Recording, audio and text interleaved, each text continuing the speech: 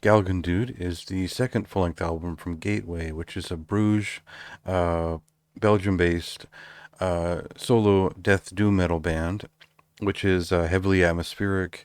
It takes variously from its sort of industrial metal origins, as well as some of the thicker atmosphere of bands like Spectral Voice and certainly Disembowelment and that kind of thing. But this is less of a an intense rhythm so much as it is a band that really heavily relies on atmosphere and sort of developed over time as with very rigid movement. So the big thing with Galgendood is that it presents something a little bit more expansive, something a little bit more um, focused on different rhythms than they've explored before.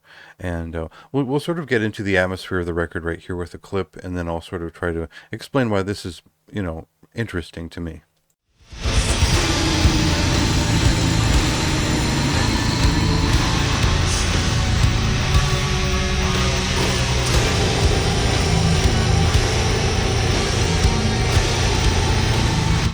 So there are obviously a lot of directions you can take death doom metal, and in terms of what this particular artist finds interesting, we find a little bit more of almost a focus on incorporating melody and atmosphere at the same time, while also you're touching upon bolt thrower-esque death metal, a little bit of the Hooded Menace style movement, and again some of those Funeral Doom sort of the sparseness and coldness of Funeral Doom has always factored into some of the rhythms and the general bones of the Gateway's work.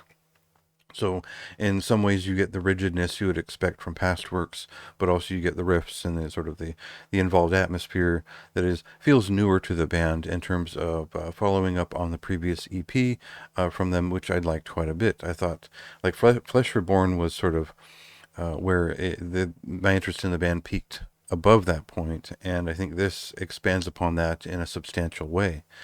Uh, Otherwise, I don't know that there's a huge conversation to have here. It's really is just a strong atmospheric death doom metal record with sort of a cold feeling to it, and uh, for me, that was just something I liked picking up and listening to. I think there's a lot of proper immersion happening here, or potential for immersion, and it seems like his guitar work has sort of reached a point of blooming a little bit more in terms of what he can do with a little bit of more melody and just tone. The production values are a little stronger on this record here.